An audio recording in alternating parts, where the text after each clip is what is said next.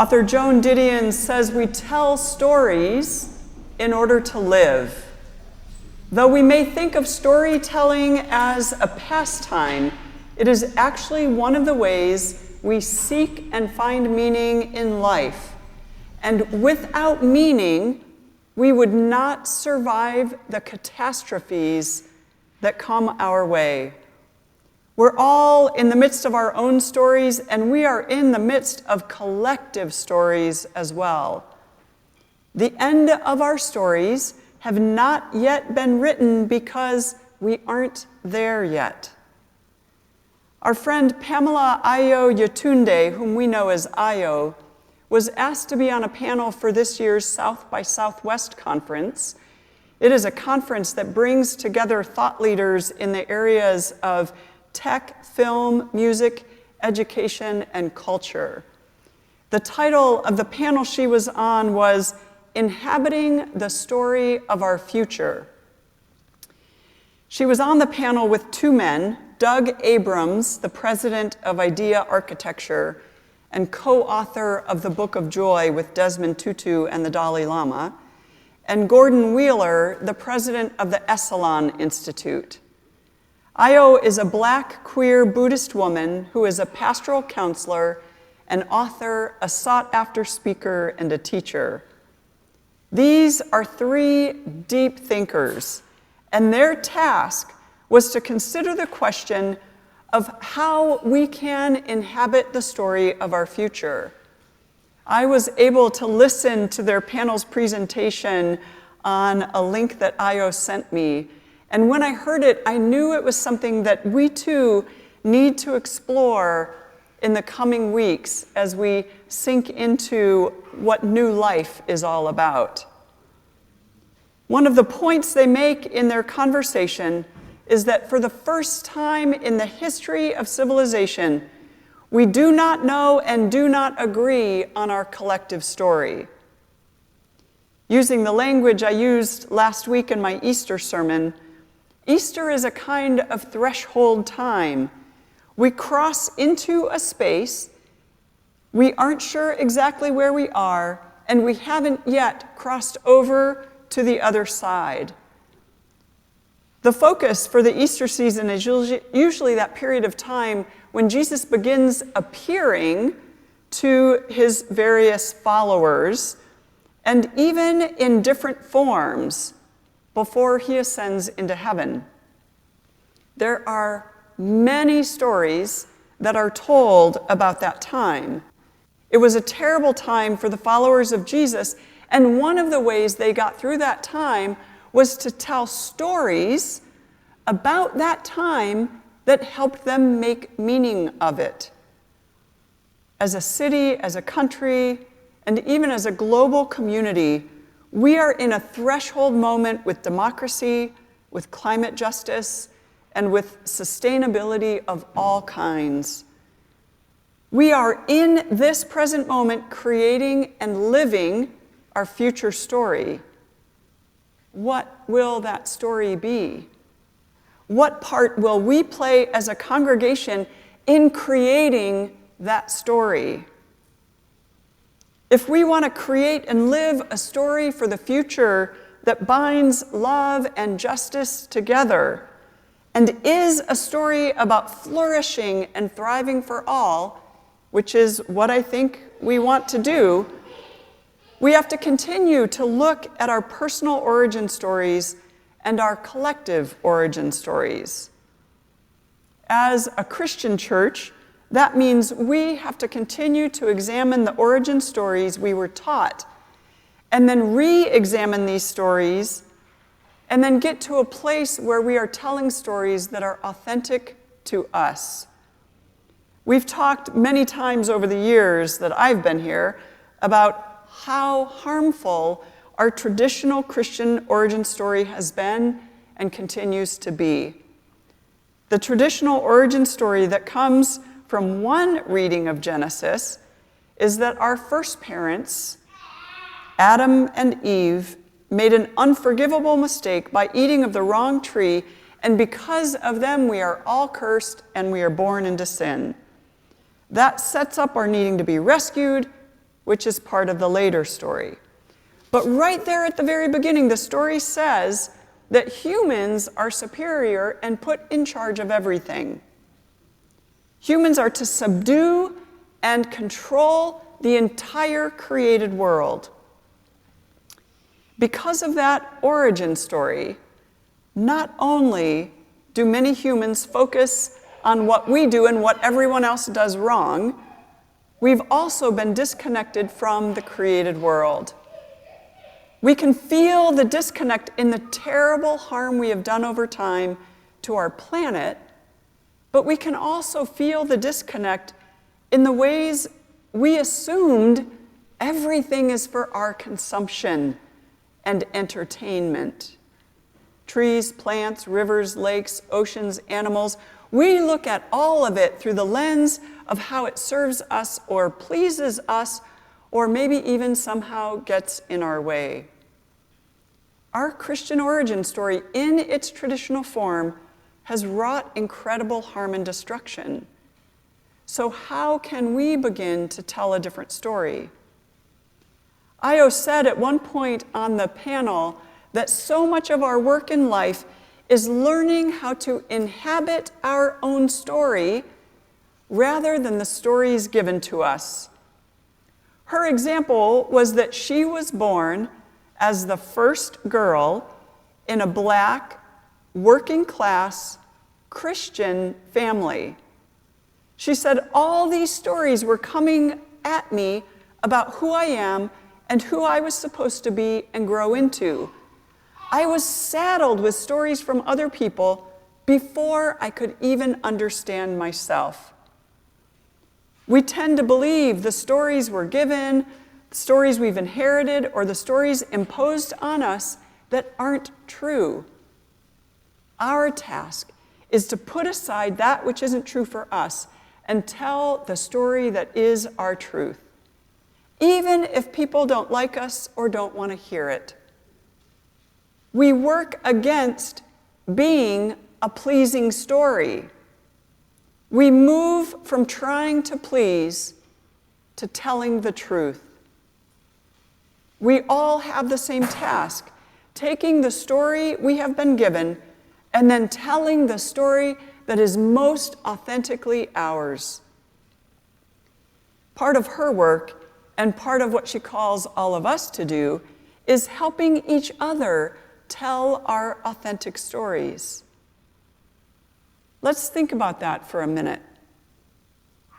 Personally, where are you in being able to tell your authentic story about who you really are?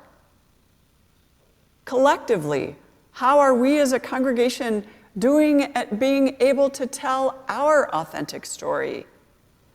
And then if we go beyond here to our city, our country, our world, where are we in the process with those authentic stories? There are two aspects of the Christian origin story in Genesis that I want to address today because of their deep impact not only on our personal stories, but particularly on our collective story. The first aspect is the idea that humanity is forever broken and sinful. What do you think that kind of thinking does to us over time? How many of you have personal origin stories that included this idea as truth? And by personal origin stories, I mean religiously, familially, culturally, politically. And then pushing it a little bit further, for those of you who identify as female, how many of you inhabited a story about yourself that said you were the cause of all that is wrong in the world because you are the temptress in the origin story? How many of you who identify as male inhabited a story about women being the weaker gender and how you had to be extra strong to make up for their weakness? And not only were you supposed to be strong, but you were also supposed to be in control of them and your whole household, since women can't be trusted with the responsibility and because God created you first and to rule over them. Now, some of you might think I'm exaggerating here, but I guarantee you I am not. My in-laws from my first marriage believed this wholeheartedly. The man was the head of the house in every way, and the woman was to be obedient. I still have family members that live in this paradigm. But let's pan out for a minute so we can see the harm it does if we are living in what the panel called this pathological, psychological story of sinfulness and brokenness. In the Christian origin story, the problem is sinfulness and the solution is Jesus, which means anyone outside of that paradigm is left in their pile of brokenness and sinfulness. That idea has led to Christian supremacy. If I believe that I, in my core, am a broken, sinful human being, then it is through that lens that I see everyone else. It's one thing to see your family and community through that lens. It's quite another to see a complete stranger through that lens. I've preached other sermons on how the doctrine of original sin came into being and how it literally came down to money being paid to the Pope to excommunicate Pelagius, who offered an alternative doctrine. But that's a whole other story, sermon that you can find online. But even if not for that, simply on a practical level in terms of how we live in the world, the origin stories in Genesis 1, 2, and 3 lead to far more destruction and harm in our personal and collective stories than if we had simply embraced original goodness. That God invited creation and then called all of it, including humans, good.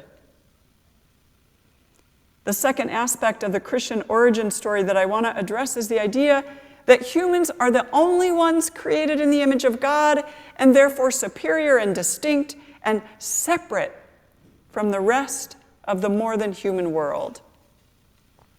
We talk regularly in this congregation about how human supremacy, the idea that humans are better than every other living form, has wreaked destruction on our planet and all other non-human living things. Fortunately, we are living in a time when scientific fact has expanded what we know and believe. We now know, for example, through Suzanne Simard's work with trees, that trees communicate and are incredibly communal. We now know that we share DNA with everything. I have some statistics for you this morning that I think might surprise you.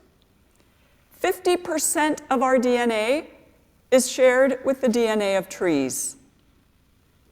80% of our DNA is shared with the DNA of whales. 44% of our DNA is shared with bananas and honeybees. I mean, think about that the next time you eat a banana. But it gets better. 70% of our DNA is shared with slugs, which could explain a lot when you think about it. My point is that because of an origin story that placed the creation of humans as the pinnacle, and another origin story that said the first humans sinned, and so the rest of us live under the curse forever, we have completely separated ourselves from the rest of what we could call our family. We are also living in a time when some truth is being told about history. And so we know that the first people to live on this continent had a very different relationship with the more than human world because they did not have origin stories that disconnected them, but connected them. Robin Kimmerer tells the indigenous origin story of Sky Woman in her book Braiding Sweetgrass. We would do well to learn many different origin stories because from those stories, we learn how to live in relationship in a way that is far more true, connected, and respectful. On the panel about our future story, Io told a story about finding out that her mother was adopted. She was blown away by that and realized that meant that her grandmother, whom she adored, was willing to raise a child that someone else gave birth to. Io said that as a young child, she decided right then that she wanted to be the kind of person who would do that too. So she and her partner adopted a baby girl. She said that when she thinks of our collective future story, she thinks of what it would look like if we were all willing to adopt each other and become kinfolk. She explained that she knows family is complicated and results in all kinds of heartbreak. But she thinks we need to be having the kinds of conversations with each other that we would be willing to have if we were kinfolk. When we extend the idea of kinfolk out to the natural world and all the living things, we feel a completely different kind of care. If trees become my siblings or my grandparents or my cousins, I will approach and be in relationship with them differently. If whales become kinfolk because we share 80% of our DNA, and not just something put on earth to entertain me or be a thing of beauty, I will care for them in a particular way. The origin story in this country around individualism is an old story, and one that at some level we understand is not true, but we still live within to some extent. We are by nature incredibly social, relational beings as humans, even those of us who are introverts. But we also have what Doug Abrams called a deep tribal reflex.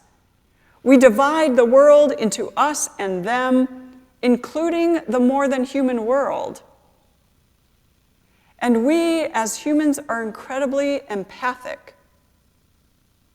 But scientists who recently gathered to talk about a new human story pointed out that, and I want you to hear this, the empathic resonance circuits in our brains only activate in us if someone is classified as us and not them or other. This means we don't naturally feel empathy for someone we classify as an outsider or as one of them. This becomes a huge challenge as we consider coming up with a collective story. And then what complicates it is that we can easily be overwhelmed by complexity.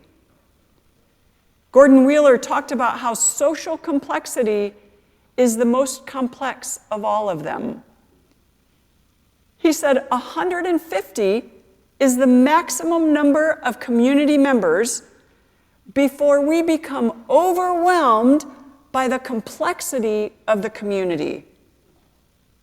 150, I want you to think about that for a minute when you think about the various communities you belong to. There are lots of scientific calculations that go into that, but the basic claim is that once you have that number, all the numerical combinations add up to more than the number of particles in the universe. Now, I'm not a scientist. I don't pretend to understand it all, except to say it makes sense that beyond a certain point, we do get overwhelmed by complexity. I feel that in myself. What's interesting is that 150 is the number that church experts say takes you from being a small community congregation, or what's called a relational church, to a church that exceeds that and requires much more in terms of staff, programs, and structure. What's important about the concept of being overwhelmed by complexity is that when that happens, our brains shut off our ability to be empathic, and we revert right back to the simplest story we know, which is, you are either for me or you're against me. There's no middle ground. We also tend to revert to this simple story when we believe our position in life is insecure. You can see that all throughout history. It certainly explains what's going on politically right now around the world and even here in our city. It also explains why we can't agree on a collective story.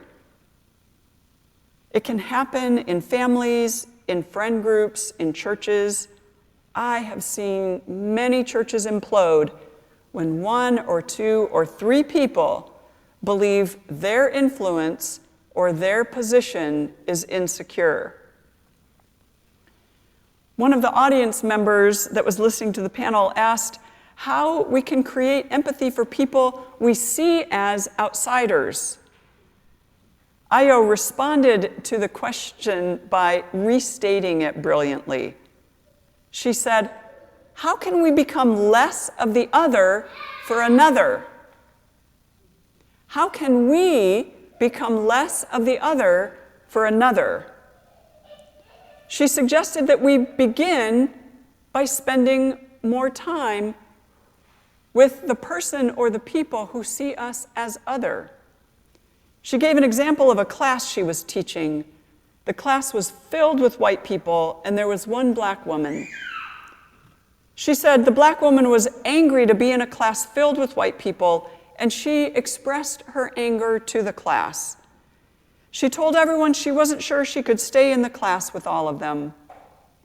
Io suggested to her that she stay and see if she could make it. Because the woman told the truth about herself, Io said she was able to coach the woman to stay in the class. And she was also able to coach the white students into not minimizing themselves because of the woman's anger. If they had done so, they would not have been living their truth. Over time, throughout the class, they all came to know each other, and they went from being objects or others to subjects and part of a community. They ended the class having what Io described as friendly relationships. Her question and her suggestion can also be applied to the more than human world. As I spend time with trees, with birds, with soil, with lichen, they become less and less something to look at and more beings to sit with and spend time with and pay attention to. Part of what forest bathing invites all of us to do is to consider relationship and reciprocity with the natural world. When we think about our collective future story and what part we want to play in creating and living that story, we would do well to pause and consider the origin stories that we have been saddled with, that we want and are ready to let go of or begin to retell. While we love the image of God as creator of all, one of the stories we need to tell differently is this idea of a God that could just snap fingers and have all the things come into being. Scientifically, we know a different story now.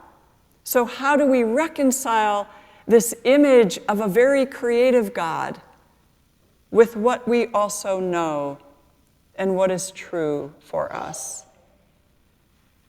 We would do well to consider our own truth personally and collectively and begin to tell our authentic stories, or continue to tell them if we already have been. As our brains are wired to sort into us and them, especially when we're overwhelmed by complexity, which is often these days, can we hear Io's encouragement to become less of the other for another by simply spending time? Who are the others in your life? And for whom are you the other? How can you begin to spend more time? If you need help thinking through that, let me know. I can help you with that. In our politically polarized city and country, we're sorted into Democrat and Republican, among many other things. Maybe that's a place to begin. Can you spend time with anyone you see as the other? If you've been taught as a Christian that anyone with a different belief system is other, can you spend time with those who would be considered other, or for whom you would be considered other? If you continue to believe that humans are far superior to the natural world, can you spend time with creatures you deem as other? That's not easy. There are many creatures I have no desire to spend time with. Our future story has not yet been written, and we are right now in the midst of writing it and living it. What an incredible opportunity we have to create a future story of collective thriving and sustainability. Amen.